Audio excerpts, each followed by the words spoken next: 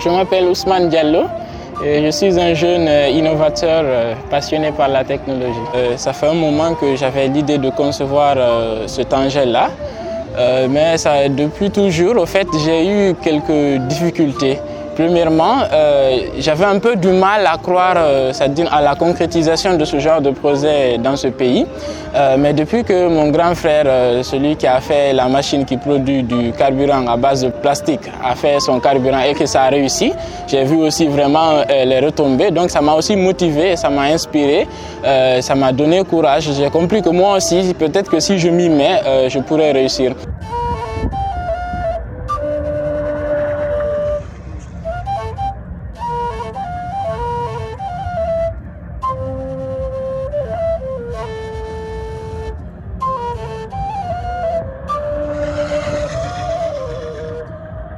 Donc à partir de là, la première étape d'abord était d'avoir du financement afin de pouvoir concrétiser ce projet-là.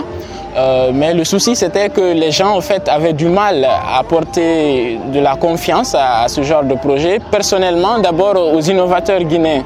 Donc ça a été vraiment compliqué. Et par la suite, j'ai même dû, mettre en place ma propre activité. J'ai créé une entreprise dans le domaine de la réparation des appareils électroménagers, comme c'était un domaine aussi dans lequel je m'y connaissais. Et donc, j'ai évolué là petit à petit et c'est grâce à cette activité que j'avais, j'ai pu économiser assez afin de pouvoir concrétiser ce projet-là aujourd'hui. Et déjà aussi, le projet en question, il s'agit d'un scooter électrique.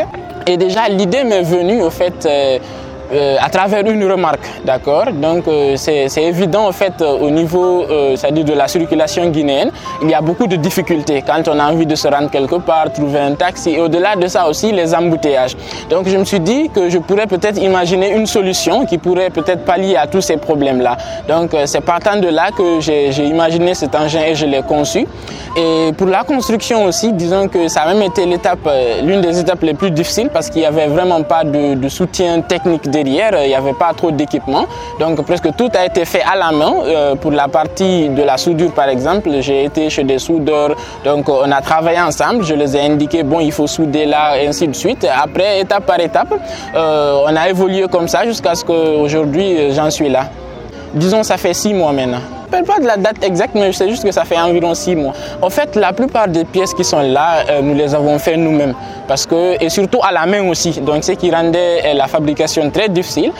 Mais normalement, on aurait dû avoir par exemple des machines CNC qui auraient pu faire certaines pièces pour nous. Mais tout ce que vous voyez là, c'est fait à la main.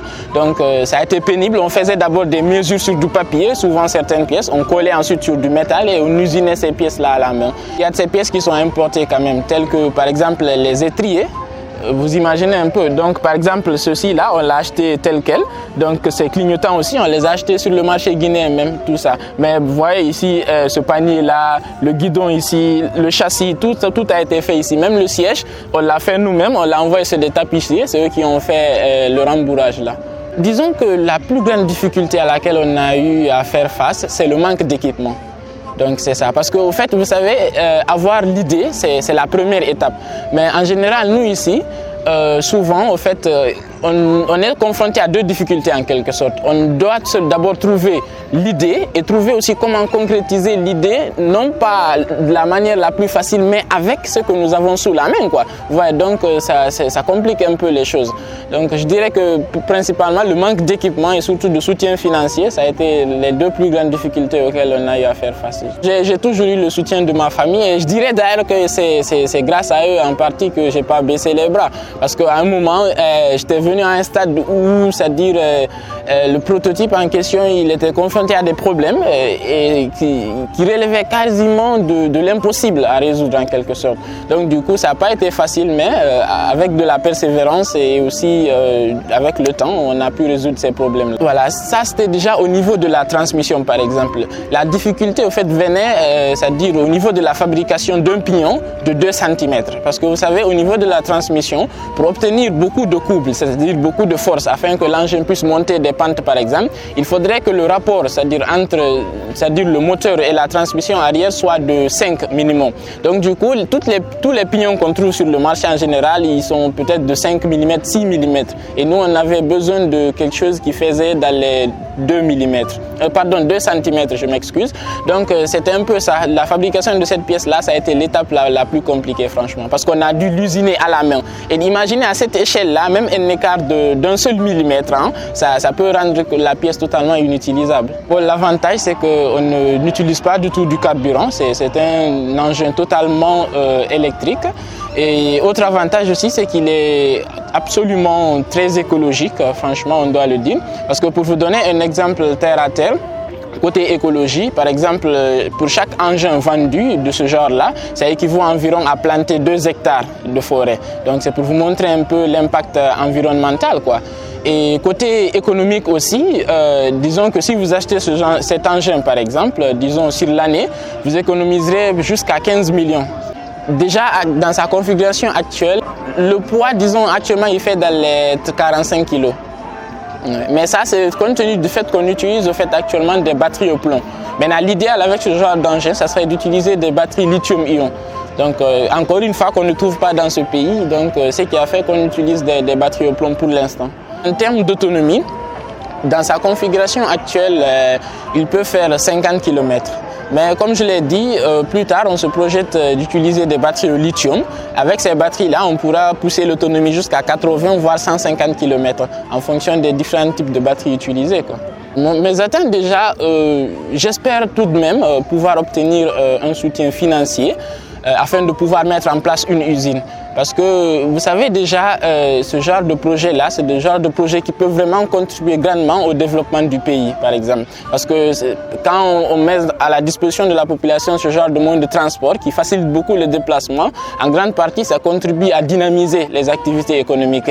Et souvent aussi, quand on calcule les temps qu'on perd dans les bouchons, durant au moins une journée, par exemple, surtout les gens qui vont en ville travailler tous les jours, on voit que tous ces problèmes-là résolus, ça représenterait un grand atout, c'est-à-dire au niveau économique, quoi. Et au-delà de ça aussi, je me dis que la mise en place d'une usine qui confectionne ce genre d'engin ici va créer vraiment des centaines, voire même des milliers d'emplois.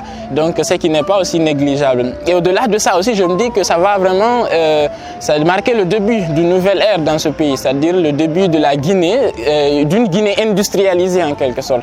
Donc, c'est vraiment vers ça qu'on se projette.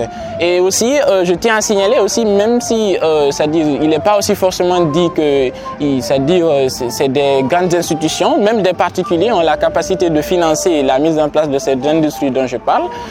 Donc c'est un peu ça. Personnellement, j'ai 2 messages à lancer. Premièrement, c'est à l'endroit de tous les jeunes qui sont dans la même situation que moi. J'aimerais les dire, au fait, c'est vrai, dans ce pays-là, on n'a souvent pas de soutien, mais disons que si vous avez un rêve, si vous avez une ambition, ne lâchez pas. Essayez vraiment d'évoluer selon vos propres moyens, quelle que soit l'échelle à laquelle vous évoluez, d'essayer de concrétiser au moins quelque chose. Parce que je me dis, petit à petit, nous allons vraiment changer les choses quand même. C'est l'objectif vers lequel on se projette. Et au-delà de ça aussi, j'aimerais m'adresser à tous les potentiels bailleurs de fonds, d'avoir un peu plus confiance par rapport aux innovateurs en Guinée, principalement en Afrique de façon générale. Donc, parce qu'il y a beaucoup de ces produits, au fait, aujourd'hui, on va les chercher en Chine, mais moi, je vous rassure qu'on a la capacité technique de les produire ici même. Souvent, au lieu d'aller acheter des produits en Chine, payer le transport, le dédouanement, tout ça, c'est des frais supplémentaires. Et si on les produisait ici même dans notre pays, on pourrait produire des produits de meilleure qualité et à des prix beaucoup plus abordables aussi.